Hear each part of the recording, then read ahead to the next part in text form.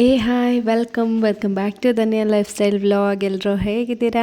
I hope ಎಲ್ಲರೂ ಚೆನ್ನಾಗಿದ್ದೀರಾ ಅಂತ ಅಂದ್ಕೊಳ್ತಾ ಈ ವ್ಲಾಗ್ನ ಶುರು ಮಾಡ್ತಾ ಇದ್ದೀನಿ. ಈ ವ್ಲಾಗ್ ಬಂದು ನಮ್ಮ ಮನೇಲಿ ವರಮಹಾಲಕ್ಷ್ಮಿ ಹಬ್ಬನ ಸೆಲೆಬ್ರೇಟ್ ಮಾಡಿದ್ವಿ ಅಲ್ವಾ, ಆವತ್ತಿನ ವ್ಲಾಗ್ ಆಗಿರುತ್ತೆ.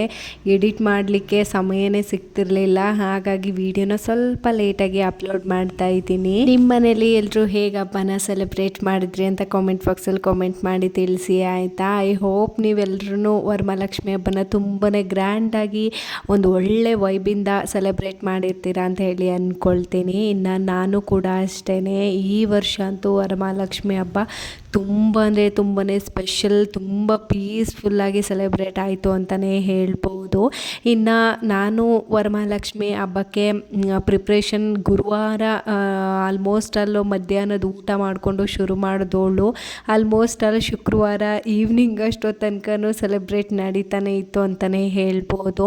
ಇನ್ನು ನಾನು ಗುರುವಾರ ನೈಟು ಊಟ ಎಲ್ಲ ಮುಗಿಸ್ಕೊಂಡು ಹೂವೆಲ್ಲ ಕಟ್ಟಿ ಇಟ್ಬಿಟ್ಟು ಆನಂತರ ನಾನು ಫ್ರೆಶ್ ಅಪ್ ಆಗಿಬಿಟ್ಟು ಬಂದುಬಿಟ್ಟು ಏನೇನೆಲ್ಲ ಪ್ರಿಪ್ರೇಷನ್ ಬೇಕಿತ್ತು ಅದನ್ನೆಲ್ಲ ಮಾಡ್ಕೊಳ್ತಾ ಇದ್ದೀನಿ. ಮೊದಲಿಗೆ ನಮಗೆ ದೇವ್ರ ಮನೆಗೆ ಏನೇನೆಲ್ಲ ಐಟಮ್ಸ್ಗಳು ಬೇಕಿತ್ತು, ಪೂಜಾ ಸಾಮಗ್ರಿಗಳಾಗಿರ್ಬೋದು, ಇನ್ನು ದೀಪದ ಐಟಮ್ಗಳಾಗಿರ್ಬೋದು, ಇದನ್ನೆಲ್ಲ ತೆಗೆದಿಟ್ಟು ತೊಳೆದಿಟ್ಕೊಂಡು ನೀಟಾಗಿ ಒರೆಸಿ ಇಟ್ಕೊಂಡಿದ್ದೀನಿ. ಎಲ್ಲದಕ್ಕೂ ಕೂಡ ಅರಿಶಿನ ಕುಂಕುಮ ಎಲ್ಲ ಇಟ್ಬಿಟ್ಟು ಅಮ್ಮನವರ ಮುಖಸಿರಿಯನ್ನು ನಾನು ರೆಡಿ ಮಾಡ್ಕೊಳ್ತಾ ಇದ್ದೀನಿ. ಎಲ್ಲನೂ ಕ್ಯಾಪ್ಚರ್ ಮಾಡಲಿಕ್ಕೆ ಆಗಲಿಲ್ಲ ನನಗೆ, ಪೂಜೆ ಮಾಡೋದ್ರ ಕಡೆನೇ ಜಾಸ್ತಿ ಗಮನ ಇತ್ತು ಅಂತಲೇ ಹೇಳ್ಬೋದು. ವಿಡಿಯೋನ ಪದೇ ಪದೇ ಕ್ಯಾಮ್ರಾನ ಈ ಕಡೆಯಿಂದ ಆ ಕಡೆಗೆ ಶಿಫ್ಟ್ ಮಾಡಿಕೊಂಡು ಶೂಟ್ ಮಾಡೋಕ್ಕೆ ಒಂದು ಸ್ವಲ್ಪ ಯಾಕೋ ಕಷ್ಟ ಅಂತ ಅನ್ನಿಸ್ತಾ ಇತ್ತು. ಅದಕ್ಕೆ ಎಷ್ಟಾಗುತ್ತೋ ಅಷ್ಟು ನಾನು ಕ್ಯಾಪ್ಚರ್ ಮಾಡಿದ್ದೀನಿ ಅಷ್ಟೇನೆ. ಸೊ ವಿಡಿಯೋನ ಎಲ್ಲೂ ಸ್ಕಿಪ್ ಮಾಡ್ದೇ ಕೊನೆವರೆಗೆ ನೋಡಿ ಸಪೋರ್ಟ್ ಮಾಡಿ ಅಂತ ಹೇಳಿ ಕೇಳ್ಕೊಳ್ತೀನಿ.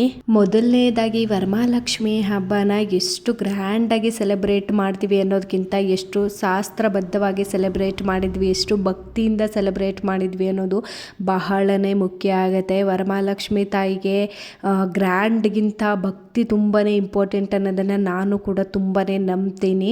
ಸೊ ಹಾಗಾಗಿ ನನ್ನ ಕೈಲಿ ಎಷ್ಟು ಸಾಧ್ಯ ಆಗುತ್ತೋ ನನ್ನ ಒಂದು ಬುದ್ಧಿಗೆ ನಾನು ತಿಳ್ಕೊಂಡಿರುವಂತಹ ಪೂಜಾ ವಿಧಾನಗಳ ಪ್ರಕಾರ ನನಗೆ ಗೊತ್ತಿರೋ ಅಷ್ಟು ಪೂಜೆನ ನಾನು ಮಾಡ್ಕೊಂಡಿದ್ದೀನಿ ಅಂತಲೇ ಹೇಳ್ಬೋದು. ಇನ್ನು ಲಾಸ್ಟ್ ಟೈಮ್ ಅಂತೂ ಸಿಕ್ಕಾಬಟ್ಟೆ ಗಡಿಬಿಡಿ ಮಾಡ್ಕೊಂಡ್ಬಿಟ್ಟಿದ್ದೆ. ದೀಪಕ್ಕೆ ಒಂದು ಬತ್ತಿನೂ ಹೊಸ್ದೇ ಇಟ್ಕೊಂಡಿರಲಿಲ್ಲ ನಾನು, ಅಷ್ಟು ಗಡಿಬಿಡಿಲಿ ಹಬ್ಬ ಮಾಡಿದೆ. ಬಟ್ ಆ ಥರ ಆಗಬಾರ್ದು ಅಂತ ಹೇಳಿಬಿಟ್ಟು ದೇವ್ರ ಸಾಮಗ್ರಿಗಳಿಗೆಲ್ಲ ಮೊದಲೇ ತೊಳೆದು ಇಟ್ಬಿಟ್ಟು ಅರಿಶಿನ ಕುಂಕುಮ ಎಲ್ಲ ಇಟ್ಟು ಬತ್ತಿನೆಲ್ಲ ಹೊಸ್ದುಬಿಟ್ಟು ನೀಟಾಗಿ ದೀಪಗಳಿಗೆ ಹಾಕ್ಕೊಂಡು ಇಟ್ಕೊಂಡ್ಬಿಟ್ಟಿದ್ದೀನಿ. ಆಲ್ಮೋಸ್ಟ್ ಅಲ್ಲಿ ದೇವ್ರ ಮನೆಯೂ ಕೂಡ ರೆಡಿ ಮಾಡಿ ಆಗಿದೆ. ಇವಾಗ ನಾನು ಕಳಸವನ್ನು ಸ್ಥಾಪನೆ ಮಾಡಲಿಕ್ಕೆ ಇನ್ನೇನು ಸಮಯ ಹತ್ರ ಬರ್ತಾ ಇತ್ತು. ಬೆಳಗಿನ ಜಾವ 3 ಗಂಟೆ ನಾನು ಈ ಕೆಲಸ ಮಾಡಬೇಕಾದ್ರೆ, ಸೊ ಆಲ್ಮೋಸ್ಟ್ ಅಲ್ಲಿ 4:15 ಅಷ್ಟೊತ್ತಿಗೆ ಪೂಜೆನ ಶುರು ಮಾಡ್ಕೊಳ್ಬೇಕಾಗಿತ್ತು. ಅಷ್ಟೊತ್ತಿಗೆ ಟೈಮ್ ಕರೆಕ್ಟಾಗಿ ಆಗುತ್ತೆ ಅಂತ ಹೇಳಿಬಿಟ್ಟು ಕಳಸನ ಸ್ಥಾಪನೆ ಮಾಡಲಿಕ್ಕೆ ಮುನ್ನಾನೇ ದೇವರಿಗೆ ಎಷ್ಟಾಗುತ್ತೋ ಅಷ್ಟು ಸಾರಿ ಡ್ರಾಪಿಂಗ್ನ ಮಾಡಿ ಇಟ್ಕೊಂಡ್ಬಿಡೋಣ, ನಂತರ ನಾನು ಪೂಜೆ ಮಾಡಲಿಕ್ಕೆ ಹೆಲ್ಪ್ ಆಗುತ್ತೆ ಅಂತ ಹೇಳಿಬಿಟ್ಟು ಮೊದಲಿಗೆ ಒಂದು ಪೀಠವನ್ನು ಹಾಕ್ಕೊಂಡು ಅದ್ರ ಮೇಲೆ ರಂಗೋಲಿಯನ್ನು ಹಾಕಿ ಅದ್ರ ಮೇಲೆ ಬಾಳೆಹಣ್ಣನ್ನು ಹಾಕಿ ಅಕ್ಕಿನ ಹಾಕ್ಕೊಂಡು ಅದ್ರ ಮೇಲೂ ಕೂಡ ಓಂ ಅಥವಾ ಶ್ರೀಮಂತ ಬೀಜಾಕ್ಷರವನ್ನು ಬರೆದು ಅರಿಶಿನ ಕುಂಕುಮ ಅಕ್ಷತೆ ಎಲ್ಲವನ್ನು ಹಾಕ್ಕೊಂಡು ನಾನು ಇವಾಗ ಕಳಸವನ್ನು ಸ್ಥಾಪನೆ ಮಾಡಲಿಕ್ಕೆ ರೆಡಿ ಮಾಡ್ಕೊಳ್ತಾ ಇದ್ದೀನಿ. ನಾನು ಇಲ್ಲಿ 3 ಇಡಿ ಅಥವಾ 5 ಇಡಿ ಅಕ್ಕಿಯನ್ನು ಹಾಕ್ಕೊಳ್ಬೇಕಾಗಿತ್ತು. ಸೊ ಹಾಗಾಗಿ ನಾನು ಒಂದು ಪಾವಿನಲ್ಲಿ ಅಳತೆ ಮಾಡಿಬಿಟ್ಟು 3 ಪಾವನ್ನು ಹಾಕ್ಕೊಂಡಿದ್ದೀನಿ. ಅಕ್ಕಿನೆಲ್ಲ ಹಾಕಿ ರೆಡಿ ಮಾಡಿದ್ದಾಗಿದ್ದ ನಂತರ ನಾನು ಏನು ಕಳಸನ ಕೂರಿಸ್ಬೇಕು ಅಂತ ಅಂದ್ಕೊಂಡಿದ್ದೆ ಅದನ್ನು ಇವಾಗ ರೆಡಿ ಮಾಡ್ಕೊಳ್ತಾ ಇರೋವಂಥದ್ದು. ಎಷ್ಟು ಸಾಧ್ಯ ಆಗುತ್ತೋ ಅಷ್ಟು ಭಕ್ತಿಯಿಂದ ಪೂಜೆ ಮಾಡಿದ್ದೀನಿ ಅಂತಲೇ ಹೇಳ್ಬೋದು. ಈ ಸರ್ತಿ ಯಾವುದೇ ಥರ ಗಡಿಬಿಡಿ ಇಲ್ಲದೆ ನಿಧಾನಕ್ಕೆ ನೆಮ್ಮದಿಯಾಗಿ ಕೂತ್ಕೊಂಡು ಪ್ರತಿಯೊಂದು ಕೆಲಸನೂ ಮುಗಿಸ್ಕೊಂಡಿದ್ದಾಯಿತು. ಆ್ಯಂಡ್ ಪ್ರತಿ ವರ್ಷವೂ ಅಷ್ಟೇ ನಮ್ಮಮ್ಮ ಬಂದು ಅವ್ರ ಕೈಲಿ ಎಷ್ಟಾಗುತ್ತೋ ಅಷ್ಟು ಹೆಲ್ಪನ್ನು ಮಾಡ್ತಾರೆ. ನಾವು ಒಬ್ಬೊಬ್ಬರೇ ಕೆಲಸನ ಮಾಡ್ಕೊಳ್ಳಿಕ್ಕೆ ಸಿಕ್ಕಾಪಟ್ಟೆ ಹಿಂಸೆ ಅನಿಸ್ಬಿಡುತ್ತೆ. ಎಲ್ಲ ಕೆಲಸನೂ ಮಾಡ್ತಾ ಇದ್ರೂ ಕೆಲಸಗಳು ಮುಗಿಯೋದೇ ಇಲ್ಲ ಹಬ್ಬದ ಟೈಮಲ್ಲಿ.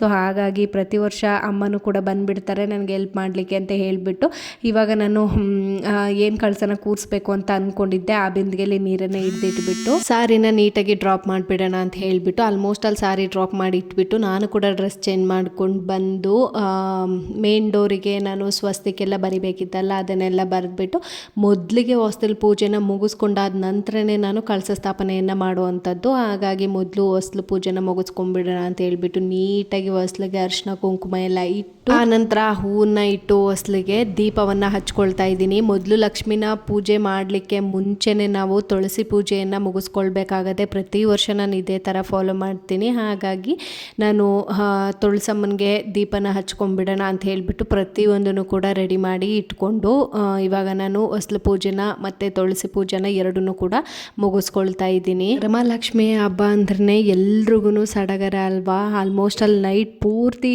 ನಿದ್ದೆನೆ ಮಾಡ್ದೇನೆ ನಾನು ರೆಡಿ ಮಾಡ್ಕೊಂಡಿದ್ದಂಥದ್ದು.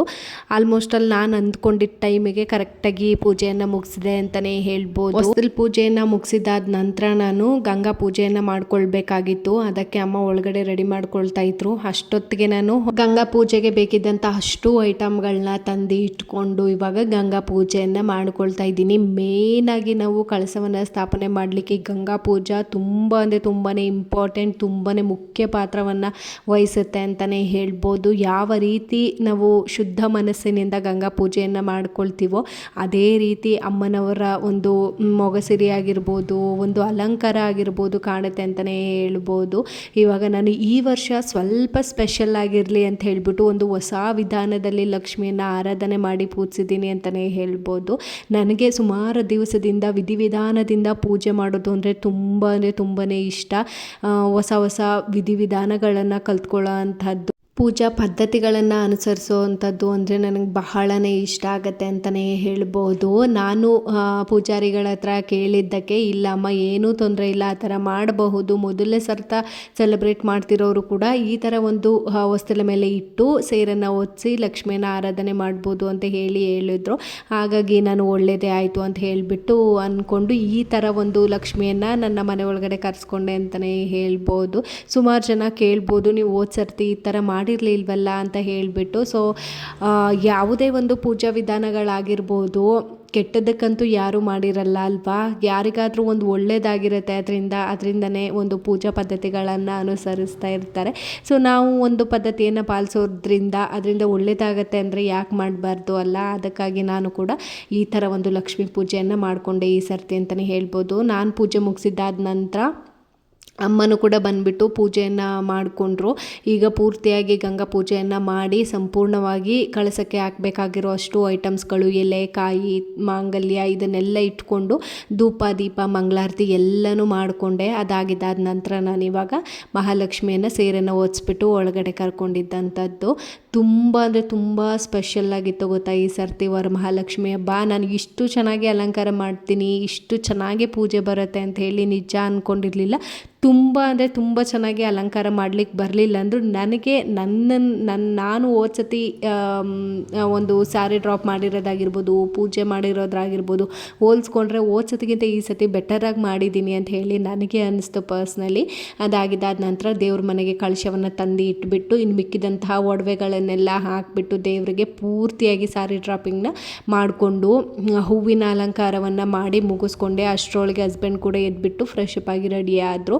ಆನಂತರ ನಾನು ಫ್ರೂಟ್ಸ್ಗಳ ತಟ್ಟೆಗಳಾಗಿರ್ಬೋದು ಅಥವಾ ನಾವು ಮಾಡಿರುವಂಥ ತಿಂಡಿಗಳಾಗಿರ್ಬೋದು ಇದೆಲ್ಲದನ್ನು ಅಮ್ಮನ ಮುಂದೆ ಇಟ್ಬಿಟ್ಟು ನನಗೆ ಎಷ್ಟು ಸಾಧ್ಯ ಆಗುತ್ತೋ ಅಷ್ಟು ತಿಂಡಿಗಳನ್ನ ಮಾಡ್ಕೊಂಡಿದ್ದೆ. ನಾನು ಫ್ರೂಟ್ಸ್ಗಳು ಕೂಡ ಎಷ್ಟು ಬೇಕಿತ್ತೋ ಅಷ್ಟನ್ನು ಕೂಡ ತೊಗೊಂಡು ಬಂದುಬಿಟ್ಟು ಇಟ್ಬಿಟ್ಟು ನಾನು ಪೂಜೆಯನ್ನು ಮಾಡ್ಕೊಂಡಿದ್ದಂಥದ್ದು. ನೋಡ್ತಾ ಇದ್ದೀರಲ್ಲ ಎಷ್ಟು ಚೆನ್ನಾಗಿ ಕಾಣಿಸ್ತಾ ಇದೆ ಅಂತ ಹೇಳಿಬಿಟ್ಟು ದೇವ್ರ ಮೇಲೆ ಹಾಕಿರುವಂಥ ಅಷ್ಟು ಹೂಗಳದ್ದು ಹಾರನೂ ಕೂಡ ನಾನೇ ಕೈಯಾರ ಮಾಡ್ಕೊಂಡಿದ್ದಂಥದ್ದು. ಇವಾಗ ನಾವು ಸೇವಂತಿಗೆ ಹೂದು ಹಾರ ತೊಗೊಂಡು ಬಂದರೆ ಅವ್ರಿಗೆ ಎರಡು ಹೂವನ್ನ ಜೋಡಿಸ್ಬಿಟ್ಟು ಮಾಮೂಲಿ ಹೂ ಥರ ಕಟ್ಟಿರ್ತಾರೆ, ಅದು ಈ ಥರ ಲುಕ್ಕನ್ನು ಕೊಡಲ್ಲ. ಹಾಗಾಗಿ ನಾನು ಬಿಡಿ ಹೂಗಳನ್ನ ತಂದುಬಿಟ್ಟು ಈ ಥರ ಒಂದು ಹೂವಿನ ದಿಂಡಿನ ಆಕಾರದಲ್ಲಿ ಕಟ್ಕೊಂಡಿದ್ದೆ. ತುಂಬ ಅಂದರೆ ತುಂಬ ಚೆನ್ನಾಗಿ ಮ್ಯಾಚ್ ಆಗ್ತಾಯಿತ್ತು ನಾನು ಉಡ್ಸಿರುವಂಥ ಸೀರೆಗೂ ಕೂಡ ನಾನು ಕಟ್ಟಿರುವಂಥ ಹೂವಿನ ಹಾರ. ನನ್ನ ಕೈಯಾರ ಮಾಡಿದಾಗ ನಮಗೆ ಸಿಗೋ ತೃಪ್ತಿನೇ ಬೇರೆ ಅಂತಲೇ ಹೇಳ್ಬೋದು. ಪ್ರತಿ ವರ್ಷವೂ ಅಷ್ಟೇ ದೇವರಿಗೆ ಹಾಕುವಂಥ ಮಲ್ಲಿಗೆ ಹಾರ ಆಗಿರ್ಬೋದು, ನಾನು ಮಾಡುವಂಥ ಹೂವಿನ ಅಲಂಕಾರದ ಹಾರಗಳಾಗಿರ್ಬೋದು ಆದಷ್ಟು ನಾನೇ ಮಾಡ್ಕೊಳ್ಳಿಕ್ಕೆ ಪ್ರಯತ್ನ ಮಾಡ್ತೀನಿ. ಇಡೀ ರಾತ್ರಿ ನಿದ್ದೆ ಮಾಡಿಲ್ಲ ಅಂದರೂ ಪರವಾಗಿಲ್ಲ, ಆದಷ್ಟು ನನ್ನ ಕೈಲಿ ಎಷ್ಟಾಗುತ್ತೋ ಅಷ್ಟು ಹಾರಗಳನ್ನ ನಾನೇ ಪ್ರಿಪೇರ್ ಮಾಡ್ಕೊಳ್ಳಿಕ್ಕೆ ಇಷ್ಟಪಡ್ತೀನಿ ಅಂತಲೇ ಹೇಳ್ಬೋದು. ಆಲ್ಮೋಸ್ಟ್ ಸುಮಾರು ಟೈಮೇ ಹಿಡೀತು ಅಂತಲೇ ಹೇಳ್ಬೋದು. ಊಟ ಮಾಡು ಬಾ ಅಂತ ಹೇಳಿ ಅಮ್ಮ ಎಷ್ಟು ಕರಿತಾಯಿದ್ರು. ಫಸ್ಟು ನಾನು ದೇವರಿಗೆ ಹಾರ ಕಟ್ಬಿಡಬೇಕು ಅಂತ ಹೇಳಿಬಿಟ್ಟು ಪ್ರಿಪೇರ್ ಮಾಡ್ಕೊಂಡಿದ್ದಂಥದ್ದು. ಫೈನಲಿ ದೇವರಿಗೆಲ್ಲ ರೆಡಿ ಮಾಡಿ ತಟ್ಟೆಗಳನ್ನೆಲ್ಲ ಜೋಡಿಸಿಟ್ಟು ಪ್ರತಿಯೊಂದನ್ನು ತೆಗೆದು ಇಟ್ಕೊಂಡು ನಾವು ಫೈನಲ್ಲಾಗಿ ಪೂಜೆಗೆ ಕೂತ್ಕೊಂಡ್ವಿ.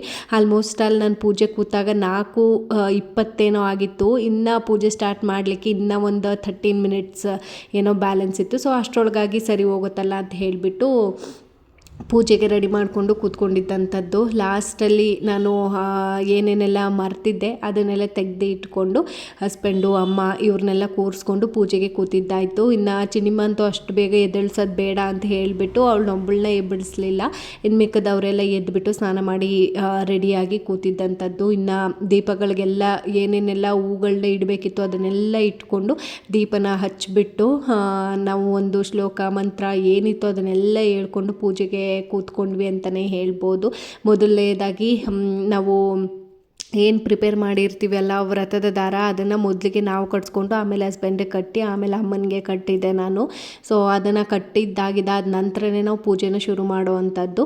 ಅದಾಗಿದ್ದಾದ ನಂತರ ದೀಪನೆಲ್ಲ ಹಚ್ಕೊಂಡು ಧೂಪ ದೀಪ ಮಂಗಳಾರತಿ ಎಲ್ಲನೂ ಕೂಡ ಹಚ್ಬಿಟ್ಟು ದೇವರಿಗೆ ಏನೇನು ಪದ್ಧತಿಗಳಿತ್ತೋ ಏನೇನು ಸ್ಟೆಪ್ಸ್ಗಳಿತ್ತೋ ಅದನ್ನೆಲ್ಲ ಫಾಲೋ ಮಾಡಿಕೊಂಡು ನೀಟಾಗಿ ಪೂಜೆಯನ್ನು ಮುಗಿಸ್ಕೊಂಡೆ ಅಂತ ಹೇಳ್ಬೋದು. ಪೂಜೆನ ಮುಗಿಸಿದಾದ ನಂತರ ನಾವು ಕುಂಕುಮಾರ್ಚನೆ ಮಾಡ್ತೀವಿ. ಸುಮಾರು ಜನ ಅಷ್ಟೋತ್ತರವನ್ನು ಪಠಣೆಯನ್ನು ಮಾಡ್ತಾರೆ, ಶತನಾಮಾವಳಿ ಪಠಣೆಯನ್ನು ಮಾಡ್ತಾರೆ, ಕನಕದಾರ ಸ್ತೋತ್ರವನ್ನು ಓದ್ತಾರೆ. ಇದೆಲ್ಲ ತುಂಬ ಒಳ್ಳೆಯ ಫಲಗಳನ್ನು ತಂದುಕೊಡೋ ಅಂಥವು. ಹಬ್ಬದ ದಿನ ಈ ಥರ ಒಂದು ಶ್ಲೋಕಗಳಾಗಿರ್ಬೋದು ಮಂತ್ರಗಳಾಗಿರ್ಬೋದು ಪಠಣೆಯನ್ನು ಮಾಡೋದ್ರಿಂದ ತುಂಬಾ ಒಳ್ಳೆ ವೈಬನ್ನು ಕೊಡುತ್ತೆ ಅಂತಲೇ ಹೇಳ್ಬೋದು. ಇನ್ನು ಈ ಪೂಜೆಗೂ ಈ ಪೂಜೆಗೆ ಅಂತಲ್ಲ ಪ್ರತಿಯೊಂದು ಪೂಜೆಗೂ ಕೂಡ ಅಷ್ಟೇನೆ ಸಂಕಲ್ಪ ಮಂತ್ರ ಅನ್ನೋದು ತುಂಬಾ ಇಂಪಾರ್ಟೆಂಟ್ ಆಗುತ್ತೆ. ನಿಮಗೆ ಶ್ಲೋಕ ಮಂತ್ರ ಹೇಳಲಿಕ್ಕೆ ಬರಲೇಬೇಕು ಅಂತೇನಿಲ್ಲ. ನನ್ನ ಮನಸ್ಸಲ್ಲಿ ಈ ಥರ ಇಚ್ಛೆ ಇದೆ ಮತ್ತು ಈ ಒಂದು ರೀಸನ್ಗೋಸ್ಕರ ನಾನು ಈ ವ್ರತವನ್ನು ಮಾಡ್ತಾಯಿದ್ದೀನಿ ದಯಪಾಲಿಸು ಅಂತ ಕೇಳ್ಕೊಂಡ್ರೂ ಕೂಡ ಮಹಾಲಕ್ಷ್ಮಿ ಒಲಿತಾರೆ. ಸೊ ನಾನು ಕೂಡ ಪ್ರತಿಯೊಂದು ಶ್ಲೋಕ ಮಂತ್ರ ಎಲ್ಲನೂ ಹೇಳ್ಕೊಂಡು ಇವಾಗ ಎಲ್ಲರೂ ಸೇರಿ ಒಟ್ಟಿಗೆ ನಾವು ಕುಂಕುಮಾರ್ಚನೆಯನ್ನು ಮಾಡಿದ್ದು ಕೂತ್ಕೊಂಡು ಅದಾಗಿದ್ದಾದ ನಂತರ ವರಮಹಾಲಕ್ಷ್ಮಿ ವ್ರತಕಥೆಯನ್ನು ಓದಬೇಕು. ಯಾರೂ ಕೂಡ ಮಿಸ್ ಮಾಡಿರಲ್ಲ ಅಂತ ಅಂದ್ಕೊಳ್ತೀನಿ. ಈ ಒಂದು ಸ್ಟೆಪ್ಪನ್ನು ನಾನು ಕೂಡ ಹಾಗೆಯೇ ಪ್ರತಿ ವರ್ಷ ನನಗೆ ಗೊತ್ತಿದ್ದಷ್ಟು ಸ್ಟೆಪ್ಸ್ಗಳನ್ನ ಫಾಲೋ ಮಾಡಿ ಖಂಡಿತ ಪೂಜೆಯನ್ನು ಮಾಡ್ಕೊಳ್ತೀನಿ. ಅದಾಗಿದ್ದಾದ ನಂತರ ನಾನು ಕಥೆಯನ್ನು ಪೂರ್ತಿಯಾಗಿ ಓದಿ ಮುಗ್ದಿದ್ದಾದ ನಂತರ ದೇವರಿಗೆ ತುಪ್ಪದ ದೀಪವನ್ನು ಬೆಳಗಿಸ್ತೀನಿ. ಸುಮಾರು ಜನ ವರಮಹಾಲಕ್ಷ್ಮಿ ಹಬ್ಬದ ದಿನ ತುಪ್ಪದ ದೀಪಾರಾಧನೆ, ಬೆಲ್ಲದ ದೀಪಾರಾಧನೆ, ಕುಂಬಳಕಾಯಿನ ದೀಪಾರಾಧನೆ ಮತ್ತು ಕ್ಷೀರ ದೀಪಾರಾಧನೆ ಇವೆಲ್ಲ ದೀಪಾರಾಧನೆಗಳನ್ನ ತುಂಬ ವಿಶೇಷವಾಗಿ ಸೆಲೆಬ್ರೇಟ್ ಮಾಡ್ತಾರೆ, ಹಚ್ತಾರೆ ಅಂತಲೇ ಹೇಳ್ಬೋದು. ನಾನು ಕೂಡ ಬೆಟ್ಟದ ನಲ್ಲಿಕಾಯಿ ದೀಪ, ಬೆಲ್ಲದ ದೀಪ ಮತ್ತು ಕ್ಷೀರ ದೀಪ ಇಷ್ಟು ದೀಪಗಳ ಆರಾಧನೆಯನ್ನು ಮಾಡಿದೆ. ತುಂಬ ಒಳ್ಳೆಯದು ಈ ದೀಪಗಳನ್ನ ಅವತ್ತು ಆರಾಧನೆಯನ್ನು ಮಾಡೋದು. ಸೊ ನಿಮಗೇನಾದ್ರೂ ಬೆಳಿಗ್ಗೆ ಇಷ್ಟು ದೀಪಗಳನ್ನು ಆರಾಧನೆ ಮಾಡೋಕ್ಕಾಗಲಿಲ್ಲ ಅಂದರೆ ಸಾಯಂಕಾಲ ನೀವು ಪೂಜೆ ಮಾಡ್ತೀರಲ್ಲ ಆವಾಗಲೂ ಕೂಡ ಮಾಡ್ಬೋದು. ತುಂಬಾ ಒಳ್ಳೆಯದು. ನಾನು ಬೆಳಿಗ್ಗೆ ತುಪ್ಪದ ದೀಪಾರಾಧನೆಯನ್ನು ಮಾತ್ರ ಮಾಡ್ಕೊಂಡಿದ್ದೆ. ಸಾಯಂಕಾಲ ಅರ್ಶಿನ ಕುಂಕುಮ ಕೊಡಲಿಕ್ಕೆ ಮುಂಚೆ ಪೂಜೆ ಮಾಡ್ತೀವಲ್ಲ ಆವಾಗ ನಾನು ಬೆಟ್ಟದ ನಲ್ಲಿಕಾಯಿ ದೀಪಾರಾಧನೆ ಮತ್ತು ಕ್ಷೀರ ದೀಪಾರಾಧನೆಯನ್ನು ಮಾಡಿದ್ದೆ. ತುಂಬ ಮನಸ್ಸಿಗೆ ಸಮಾಧಾನ ಅಂತ ಅನ್ನಿಸ್ತಾ ಇತ್ತು. ನೆಮ್ಮದಿಯಾಗಿ ಕೂತ್ಕೊಂಡು ಎಲ್ಲ ಪೂಜೆ ಶ್ಲೋಕ ನಮಗೆ ಗೊತ್ತಿರೋ ಅಷ್ಟು ಮಂತ್ರಗಳು ಕುಂಕುಮಾರ್ಚನೆ ವ್ರತಕಥೆ ಎಲ್ಲನೂ ಓದ್ಕೊಂಡು ಮುಗಿಸ್ಕೊಂಡು ನಿಧಾನಕ್ಕೆ ಪೂಜೆಯನ್ನು ಮುಗಿಸ್ಕೊಂಡ್ವಿ. ಆಲ್ಮೋಸ್ಟ್ ಅಲ್ಲಿ ಪೂಜೆ ಶುರು ಮಾಡುವಾಗ 4:15 ಆಗಿದ್ದು ಮುಗಿಯುವಾಗ ಸುಮಾರು 6 ಗಂಟೆ 6:30 ಆಗಿತ್ತು ಅಂತ ಅನಿಸುತ್ತೆ. ಅಷ್ಟೊತ್ತವರೆಗೆ ಕೂತ್ಕೊಂಡು ಎಲ್ಲ ಥರ ಪೂಜೆ ಶ್ಲೋಕಗಳನ್ನೆಲ್ಲ ಓದ್ಕೊಂಡಿದ್ದಾಯಿತು. ಇನ್ನು ಪೂಜೆಯನ್ನು ಮುಗಿಸ್ಕೊಂಡು ಇವ್ರು ಯಾಕೋ ಇವತ್ತು ವರಮಹಾಲಕ್ಷ್ಮಿ ಹಬ್ಬ ಅಲ್ವಾ, ಯಾಕೋ ವೆಂಕಟೇಶ್ವರ ಸ್ವಾಮಿ ದೇವಸ್ಥಾನಕ್ಕೆ ಹೋಗಬೇಕು ಅನಿಸಿದೆ ಬಾಬಾ ಅಂತ ಹೇಳಿ ಫೋರ್ಸ್ ಮಾಡ್ತಾಯಿದ್ರು. ಸೊ ಹಾಗಾಗಿ ಹೇಗಿದ್ರು ಅಮ್ಮ ಮನೇಲಿ ಇದ್ರೆ ಅಲ್ವಾ, ಡೋರೇನು ಲಾಕ್ ಮಾಡೋ ಅವಶ್ಯಕತೆ ಇಲ್ಲ, ನಾವು ಹೋಗಿ ಬಂದುಬಿಡೋಣ ಅಂತ ಹೇಳಿಬಿಟ್ಟು ಅಮ್ಮಂಗೆ ಸ್ವಲ್ಪ ಟೀ ಕಾಫಿ ಎಲ್ಲ ಮಾಡಿ ಕೊಟ್ಬಿಟ್ಟು ನಾವು ಕೂಡ ದೇವಸ್ಥಾನಕ್ಕೆ ಹೋಗಿದ್ದು ಬರೋಣ ಅಂತ ಹೇಳಿಬಿಟ್ಟು ಹೊರಟ್ವಿ. ಹೇಗೆ ಕಾಣಿಸ್ತಿದೆ ನಮ್ಮ ಮನೆ ನಮ್ಮನೆ ವರಮಹಾಲಕ್ಷ್ಮಿ ನೋಡಿ ನನ್ನ ಕೈಲಾದಷ್ಟು ನನಗೆ ಗೊತ್ತಿರೋ ಅಷ್ಟು ಅಲಂಕಾರವನ್ನು ನಾನು ಮಾಡಿ ರೆಡಿ ಮಾಡಿದ್ದೀನಿ. ನಮ್ಮನೆ ವರಮಹಾಲಕ್ಷ್ಮಿ ಹೇಗೆ ಕಾಣಿಸ್ತಿದ್ರು ಅಂತೇಳಿ ಕಾಮೆಂಟ್ ಬಾಕ್ಸಲ್ಲಿ ಕಾಮೆಂಟ್ ಮಾಡಿ ತಿಳಿಸಿ ಆಯಿತಾ. ಹಾಗೆ ನಿಮ್ಮ ಮನೆ ವರಮಹಾಲಕ್ಷ್ಮಿ ಹಬ್ಬನ ತುಂಬ ಚೆನ್ನಾಗಿ ಸೆಲೆಬ್ರೇಟ್ ಮಾಡಿರ್ತೀರ ಅಂತಲೂ ಕೂಡ ನಾನು ಭಾವಿಸ್ತೀನಿ. ಈ ವರ್ಷ ವರಮಹಾಲಕ್ಷ್ಮಿ ಹಬ್ಬನ ಯಾರೆಲ್ಲ ಸೆಲೆಬ್ರೇಟ್ ಮಾಡಿದ್ದೀರಾ, ಯಾವ್ಯಾವೆಲ್ಲ ಆಸೆ ಕನಸುಗಳನ್ನ ಈಡೇರಿಸ್ಕೊಳ್ಳೋಕ್ಕೋಸ್ಕರ ಸೆಲೆಬ್ರೇಟ್ ಮಾಡಿದ್ದೀರಾ, ಅದೆಲ್ಲದೂ ಆ ವರಮಹಾಲಕ್ಷ್ಮಿ ತಾಯಿ ನಿಮಗೆ ಕೊಟ್ಟು ಕಾಪಾಡಲಿ ಅಂತ ಹೇಳಿಬಿಟ್ಟು ನಾನು ಕೇಳ್ಕೊಳ್ತೀನಿ. ಸೊ ಈ ಥರ ಒಂದು ದೇವರ ಅಲಂಕಾರ ಇತ್ತು ನಮ್ಮ ಮನೆಯಲ್ಲಿ. ನೋಡ್ತಾ ಇದ್ದೀರಲ್ಲ, ಸಿಂಪಲ್ಲಾಗಿ ಮಾಡಿದ್ದೆ ಅಷ್ಟೇ ನನಗೆ ಗೊತ್ತಿರೋ ಅಷ್ಟು. ಸೊ ಪೂಜೆನೆಲ್ಲ ಮುಗಿಸ್ಕೊಂಡು ಇವಾಗ ದೇವಸ್ಥಾನಕ್ಕೆ ಹೊರಟ್ವಿ. ಅಲ್ಲಿ ದೇವ್ರನ್ನ ದರ್ಶನ ಮಾಡೋಕ್ಕೆ ಅಂತ ಹೋಗಿದ ತಕ್ಷಣ ಎಂಥ ಒಂದು ಏನಂತಾರೆ ಹಬ್ಬದ ದಿನ ಗುಡ್ ವೈಬ್ ಅಂತಲೇ ಹೇಳ್ಬೋದು. ಆ ವೆಂಕಟೇಶ್ವರ ಸ್ವಾಮಿ ಗೋವಿಂದನ ನೋಡೋಕ್ಕೆ ಎರಡೂ ಕಣ್ಣು ಸಾಕಾಗೋದೇ ಇಲ್ಲ, ಅಷ್ಟು ಚಂದ ದರ್ಶನ ಆಯಿತು ಅಂತಲೇ ಹೇಳ್ಬೋದು. ಎರಡೂ ಕಣ್ಗಳು ಸಾಕಾಗೋದೇ ಇಲ್ಲ ಆ ಗೋವಿಂದನ ಅಲಂಕಾರವನ್ನು ನೋಡಲಿಕ್ಕೆ. ತುಂಬ ಚೆನ್ನಾಗಿ ಪೂಜೆ ನಡೀತಾ ಇತ್ತು ನಾವು ಹೋದಾಗ. ಸೊ ದರ್ಶನ ಅಂತೂ ತುಂಬ ಚೆನ್ನಾಗಾಯಿತು ಅಂತಲೇ ಹೇಳ್ಬೋದು. ದೇವಸ್ಥಾನಕ್ಕೆ ಹೋಗಿದ್ದು ಬರೋ ಅಷ್ಟರಲ್ಲಿ ನಮ್ಮನೆ ಮಹಾಲಕ್ಷ್ಮಿ ಎದ್ಬಿಟ್ಟಿದ್ರು. ಸೊ ಅಮ್ಮ ಸ್ನಾನ ಎಲ್ಲ ಮಾಡಿಸಿ ಅವ್ರಿಗೆ ರೆಡಿ ಮಾಡಿಸಿದ್ರು, ಹೊಸ ಬಟ್ಟೆ ಎಲ್ಲ ಹಾಕಿಬಿಟ್ಟು. ಆನಂತರ ನಾನು ಮೊದಲಿಗೆ ಬೆಳಿಗ್ಗೆನೇ ಮಾಡಬೇಕು ಅಂತ ಹೇಳಿ ಅಂದ್ಕೊಂಡಿದ್ದೆ, ಬಟ್ ಅವಳನ್ನ ಎಬ್ಸೋದು ಬೇಡ ಅಂತ ಹೇಳಿ ಸುಮ್ಮನೆ ಆದೆ. ಮನೇಲಿರುವಂಥ ಮಕ್ಕಳಿಗೆ ಅರಿಶಿನ ಕುಂಕುಮವನ್ನು ಇಟ್ಟು ತಾಂಬೂಲವನ್ನು ಕೊಟ್ಟು ಆಶೀರ್ವಾದ ತೊಗೊಂಡ್ರೆ ತುಂಬಾ ಒಳ್ಳೆಯದು ಅಂತ ಹೇಳ್ತಾರೆ. ಸೊ ಹಾಗಾಗಿ ನಾನು ನನ್ನ ಮಗಳಿಗೆ ಅರಿಶಿನ ಕುಂಕುಮವನ್ನು ಇಟ್ಟು ತಾಂಬೂಲವನ್ನು ಕೊಟ್ಟು ಆಶೀರ್ವಾದವನ್ನು ತಗೊಂಡೆ ಅಂತಲೇ ಹೇಳ್ಬೋದು. ಸೊ ನೋಡಿ, ಅವರು ಕೂಡ ನಮಗೆ ಅರಿಶಿನ ಕುಂಕುಮ ಎಲ್ಲ ಇಡ್ತಾ ಇದ್ದಾರೆ. ಪ್ರತಿಯೊಂದರಲ್ಲೂ ಅಷ್ಟೇ ಅವಳು ದೇವ್ರ ವಿಚಾರ ಅಂದಾಗ ತುಂಬ ಭಕ್ತಿ ಅವಳಿಗೆ ಅಂತಲೇ ಹೇಳ್ಬೋದು. ನಾವು ದೇವಸ್ಥಾನದಿಂದ ಬಂದ ತಕ್ಷಣ ಅವಳು ಅಮ್ಮ ಎಲ್ಲಿ ಹೊಟ್ಟೋಗ್ಬಿಟ್ಟಿದ್ದೀನಿ ನನ್ನ ಬಿಟ್ಬಿಟ್ಟು ಅಂತಲೇ ಕೇಳ್ತಾ ಇದ್ದಾಳೆ. ಅವಳಿಗೆ ಅಷ್ಟು ಇಷ್ಟ ದೇವ್ರ ಪೂಜೆ ಅಂದರೆ. ಸೊ ಅವಳು ಲೇಟಾಗಿ ಎದ್ದಿದ್ದರಿಂದ ಅವಳಿಗೆ ದೇವಸ್ಥಾನಕ್ಕೆ ಬರೋಕ್ಕೆ ಮಿಸ್ ಆಯಿತು ಅಂತಲೇ ಹೇಳ್ಬೋದು. ಅದಾಗಿದ್ದಾದ ನಂತರ ನಾನು ವ್ರತದಾರ ಎಲ್ಲ ರೆಡಿ ಮಾಡಿ ಇಟ್ಟಿದ್ದೆ. ಮನೇಲಿ ಎಷ್ಟು ಜನ ಇದ್ದೀವಿ ಅಷ್ಟು ಜನಕ್ಕೂ ಕೂಡ ನಾನು ವ್ರತದ ದಾರವನ್ನು ಮಾಡ್ಕೊಂಡಿದ್ದೆ. ಅದನ್ನು ಕೂಡ ಅವಳ ಕೈಗೂ ಕೂಡ ಕಟ್ಬಿಟ್ಟು ಅರಿಶಿನ ಕುಂಕುಮವನ್ನು ಇಟ್ಟು ದೃಷ್ಟಿಯನ್ನು ತೆಗೆದು ಆನಂತರ ಅವ್ರ ಕೈಲಿ ಅಕ್ಷತೆಯನ್ನು ಕೊಟ್ಟು ನಮ್ಮ ತಲೆ ಮೇಲೆ ಹಾಕಿಸ್ಕೊಳ್ಬೇಕು. ಸೊ ದೃಷ್ಟಿಯೆಲ್ಲ ತೆಗೆದಿದ್ದಾದ ನಂತರ ನಾನು ಅಕ್ಷತೆಯನ್ನು ಕೊಟ್ಟು ಆಶೀರ್ವಾದವನ್ನು ತಗೊಂಡೆ ಅಂತಲೇ ಹೇಳ್ಬೋದು. ಪೂಜೆ ಅಂತೂ ತುಂಬಾ ಚೆನ್ನಾಗಾಯಿತು ಅಂತಲೇ ಹೇಳ್ಬೋದು. ನೋಡಿ ನನ್ನ ಮಗಳು ಎಷ್ಟು ಚೆನ್ನಾಗಿ ಅಕ್ಷತೆಯನ್ನು ಹಾಕ್ತಾ ಇದ್ದಾಳೆ ಅಂತ ಹೇಳಿಬಿಟ್ಟು. ನಾನು ಸಣ್ಣ ಮಾಡ್ಕೊಳ್ತಿದ್ದೆ ಅಂತ ಹೇಳಿಬಿಟ್ಟು ಅವಳು ಕೂಡ ಸಣ್ಣ ಮಾಡ್ಕೊಳ್ತಾ ಇದ್ಲು. ಅಮ್ಮ ನೀವು ಮಾಡಿ ಅಂತ ಹೇಳಿಬಿಟ್ಟು ಮಾಡಿಸ್ಕೊಂಡ್ಲು. ಅದಾಗಿದ್ದಾದ ನಂತರ ಮೊದಲು ಅವ್ರ ಹತ್ರ ದೇವ್ರ ಪೂಜೆನ ಮಾಡಿಸ್ಬಿಡೋಣ ಅಂತ ಹೇಳಿಬಿಟ್ಟು ಪೂಜೆಯನ್ನು ಮಾಡಿಸಿಸ್ದೆ.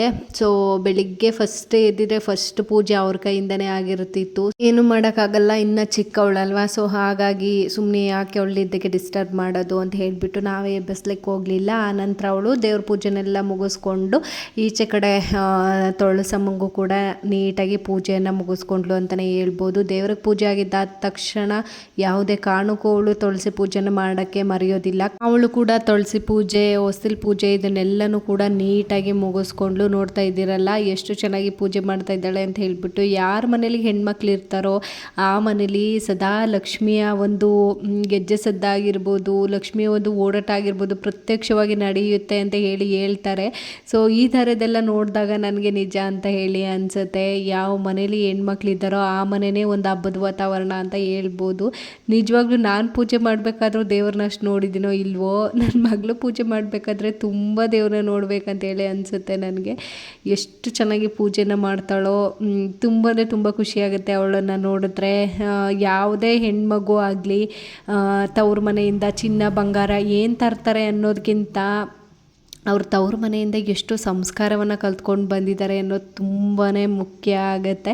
ಸೊ ಇವಾಗ ಅಡುಗೆ ಕೆಲಸಕ್ಕಾಗಿರ್ಬೋದು, ಬೇರೆ ಕೆಲಸಕ್ಕಾಗಿರ್ಬೋದು ದುಡ್ಡು ಕೊಟ್ಟು ಮಾಡಿಸ್ಕೊಳ್ಬೋದು. ಬಟ್ ಅಟ್ಲೀಸ್ಟ್ ದೇವ್ರ ಪೂಜೆನಾದರೂ ಅವ್ರು ಮಾಡೋದನ್ನು ಕಲಿತೇ ಇರಬೇಕು ಪ್ರತಿಯೊಂದು ಹೆಣ್ಮಕ್ಳು. ಆ ಒಂದು ಸಂಸ್ಕಾರ ಅವಳಿಗೆ ಈಗಲಿಂದನೇ ಬರಲಿ ಅನ್ನೋದು ನನ್ನ ಒಂದು ಆಸೆ ಅಷ್ಟೇ.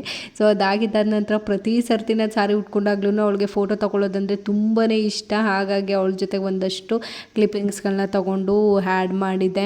ಸೊ ಇಷ್ಟನ್ನು ಮಾಡಿ ಕಂಪ್ಲೀಟಾಗಿ ರೆಸ್ಟ್ ಮಾಡಿದ್ದಾಗಿದ್ದಾದ ನಂತರ ಸಾಯಂಕಾಲ 5 ಗಂಟೆಗೆ ಇವಾಗ ಅರಿಶಿನ ಕುಂಕುಮಕ್ಕೆಲ್ಲ ಕರಿಬೇಕಿತ್ತಲ್ವ, ಅದಕ್ಕೆ ಅಂತ ಹೇಳಿಬಿಟ್ಟು ರೆಡಿ ಮಾಡ್ಕೊಳ್ತಾ ಇದ್ದೀನಿ. ಮೊದಲಿಗೆ ನಾನು ಫ್ರೆಶ್ ಅಪ್ ಆಗಿ ಬಂದು ನೀಟಾಗಿ ತಲೆಯೆಲ್ಲ ಬಾಚಿಕೊಂಡು ಇನ್ನೊಮ್ಮೆ ಸೀರೆನೆಲ್ಲ ನೀಟಾಗಿ ಹಾಕ್ಕೊಂಡು ಅದಾಗಿದ್ದಾದ ನಂತರ ನಾನು ಮೊದಲಿಗೆ ಅರಿಶಿನ ಕುಂಕುಮವನ್ನು ಇಟ್ಕೊಂಡು ತಾಂಬೂಲಕ್ಕೆ ಏನೇನೆಲ್ಲ ಬೇಕಿತ್ತು, ಅರಿಶಿನ ಕುಂಕುಮ ಬರೋವ್ರಿಗೆ ಏನೇನೆಲ್ಲ ಕೊಡಬೇಕಿತ್ತು ಅದನ್ನೆಲ್ಲ ಜೋಡಿಸಿ ಇಟ್ಕೊಂಡು ರೆಡಿ ಮಾಡಿಕೊಂಡೆ. ಅಷ್ಟೊತ್ತರೊಳಗಾಗಿ ಅರಿಶಿನ ಕುಂಕುಮ ತೊಗೊಳ್ಳಿಕ್ಕೆ ಕೂಡ ಬಂದರು ಎಲ್ಲರೂ. ಅವ್ರಿಗೂ ಕೂಡ ಎಲ್ಲರಿಗೂ ಅರಿಶಿನ ಕುಂಕುಮವನ್ನು ಕೊಟ್ಬಿಟ್ಟು ನಾನು ಕೂಡ ಅವ್ರಗಳ ಮನೆಗೆ ಹೋಗಿ ಅರಿಶಿನ ಕುಂಕುಮವನ್ನು ತೊಗೊಂಡು ಬಂದೆ. ಇನ್ನು ಅರಿಶಿನ ಕುಂಕುಮದ ಜೊತೆಗೆ ನಾನು ಕೊಡಲಿಕ್ಕೆ ಅಂತ ಹೇಳಿಬಿಟ್ಟು ಕಡಲೆಕಾಳು ಉಸ್ಲಿ ಅಥವಾ ಪಲ್ಯ ಅಂತ ಏನು ಹೇಳ್ತಾರಲ್ವ ಅದನ್ನು ಮಾಡ್ಕೊಂಡಿದ್ದೆ. ತುಂಬ ಅಂದರೆ ತುಂಬ ಚೆನ್ನಾಗಿ ಬಂದಿತ್ತಂತೆ ಟೇಸ್ಟು. ನಾನು ಸಂಜೆವರೆಗೂ ಉಪವಾಸ ಇದ್ದಿದ್ದರಿಂದ ನಮ್ಮ ಅಮ್ಮನ ಕೈಲಿ ಕೊಟ್ಬಿಟ್ಟು ತಿನ್ನಿಸ್ಬಿಟ್ಟು ನೋಡಿದ್ದೆ. ಸೊ ಅದಾಗಿದ್ದಾದ ನಂತರ ಅರಿಶಿನ ಕುಂಕುಮಕ್ಕೆ ಬಂದವ್ರಿಗೆ ನಿಧಾನಕ್ಕೆ ಅರಿಶಿನ ಕುಂಕುಮವನ್ನೆಲ್ಲ ಕೊಟ್ಬಿಟ್ಟು ಅರಿಶಿನ ಕುಂಕುಮಕ್ಕೆ ಬರೋರ ಜೊತೆಗೆ ಪುಟಾಣಿ ಹೆಣ್ಮಕ್ಳುಗಳು ಕೂಡ ಬಂದಿದ್ರು ಗೊತ್ತಾ. ಅವ್ರಿಗೂ ಕೂಡ ನೀಟಾಗಿ ಅರಿಶಿನ ಕುಂಕುಮವನ್ನು ಹಚ್ಚಿ ಒಂದು ಬ್ಲೆಸ್ಸಿಂಗ್ಸ್ ತಗೊಂಡೆ ಅಂತಲೇ ಹೇಳ್ಬೋದು. ಎಷ್ಟು ಪುಟಾಣಿ ಮಕ್ಳುಗಳು ಬಂದಿದ್ರು ಗೊತ್ತಾ ಈ ವರ್ಷ. ತುಂಬಾ ಖುಷಿ. ಹೆಣ್ಮಕ್ಳುಗಳು, ಅದರಲ್ಲೂ ಪುಟಾಣಿ ಹೆಣ್ಮಕ್ಳುಗಳು ಮನೆಗೆ ಬಂದರೆ ತುಂಬಾ ಒಳ್ಳೆಯದು ಅಂತ ಹೇಳ್ತಾರೆ. ಸೊ ಇನ್ನು ಮುತ್ತೈದರೆಲ್ಲ ಮನೆಗೆ ಬಂದು ಅರಿಶಿನ ಕುಂಕುಮವನ್ನು ತಗೊಂಡು ಹೋದರು. ಅದಾಗಿದ್ದಾದ ನಂತರ ನನಗೆ ಅರಿಶಿನ ಕುಂಕುಮಕ್ಕೆ ಕರೆದಿದ್ದವ್ರ ಮನೆಗೂ ಕೂಡ ಹೋಗ್ಬಿಟ್ಟು ನಾನು ನಿಧಾನಕ್ಕೆ ಅರಿಶಿನ ಕುಂಕುಮವನ್ನು ತಗೊಂಡು ಬಂದೆ. ಆನಂತರ ಸುಮಾರು ಆಲ್ಮೋಸ್ಟ್ ಅಲ್ಲಿ 7:30-8 ಗಂಟೆ ಅಷ್ಟೊತ್ತಾಯಿತು ಅಂತ ಹೇಳಿ ಅನಿಸುತ್ತೆ. ಅಷ್ಟೊತ್ತಿಗೆ ನಾವು ತೊಗೊಂಡು ಅರಿಶಿನ ಕುಂಕುಮನ ಬಂದಾಗಿತ್ತು. ಇನ್ನು ನಮ್ಮ ಮನೆಗೂ ಬರೋರು ಯಾರ್ಯಾರಿದ್ರು ಅವರು ಕೂಡ ಅರಿಶಿನ ಕುಂಕುಮವನ್ನು ತಗೊಂಡು ಹೋಗಿದ್ರು. ಅದಾಗಿದ್ದಾದ ನಂತರನೇ ನಾನು ಕೆಂಪಾರತಿಯನ್ನು ಮಾಡಿಬಿಟ್ಟು ದೇವರ ಹತ್ರನೇ ಇಟ್ಟಿದ್ದೆ. ನಾನು ವರಮಹಾಲಕ್ಷ್ಮಿ ಹಬ್ಬನ 3 ದಿನ ಕೂರಿಸ್ತೇನೆ, ಹಾಗಾಗಿ ಕದಲಿಸಕ್ಕೆ ಹೋಗಲಿಲ್ಲ. ಇನ್ನು ಕೆಂಪಾರತಿ ಎಲ್ಲ ಮಾಡಿ ದೇವ್ರ ಹತ್ರನೇ ಇಟ್ಟಿದ್ದೆ ನಾನು. ಶುಕ್ರವಾರ ಕೆಂಪಾರತಿ ಮಾಡಿಬಿಟ್ಟು ಚೆಲ್ಲಬಾರ್ದು ಅಂತಾರೆ, ಹಾಗಾಗಿ ಅಲ್ಲೇ ಇಟ್ಟಿದ್ದೆ. ಇನ್ನು ದೇವ್ರನ್ನ ಎಷ್ಟು ಸರ್ತಿ ಝೂಮ್ ಹಾಕಿ ನೋಡಿದ್ರು ಸಾಕಾಗೋದೇ ಇಲ್ಲ, ಅಷ್ಟು ಮುದ್ದಾಗಿ ಕಾಣಿಸ್ತಾ ಇದ್ರು ಅಂತಲೇ ಹೇಳ್ಬೋದು. ಸೊ ನನಗೆ ಪರ್ಸ್ನಲಿ ನಾನು ಮಾಡಿರುವಂತಹ ಅಲಂಕಾರ ತುಂಬಾ ಇಷ್ಟ. ಮನಸ್ಸಿನಿಂದ ಮಾಡಿದಂತಹ ದೇವ್ರ ಪೂಜೆ ಆಗಿರ್ಬೋದು, ದೇವ್ರ ಕಾರ್ಯಗಳಾಗಿರ್ಬೋದು ಮನಸ್ಸಿಗೆ ತುಂಬಾ ತೃಪ್ತಿ ಕೊಡುತ್ತೆ ಅಂತಲೇ ಹೇಳ್ಬೋದು. ಸೊ ಇನ್ನೂ ಹೇಳ್ತಾ ಹೋದರೆ ತುಂಬ ವಿಚಾರಗಳಿದೆ. ಆಲ್ರೆಡಿ ವಿಡಿಯೋ ಸಿಕ್ಕಾಪಟ್ಟೆ ಲೆಂತ್ ಆಗಿದೆ ಅಂತ ಹೇಳಿ ಅಂದ್ಕೊಳ್ತೀನಿ. ಸೊ ಈ ವ್ಲಾಗನ್ನು ಕೂಡ ಇಲ್ಲಿಗೆ ಎಂಡ್ ಮಾಡ್ತೀನಿ.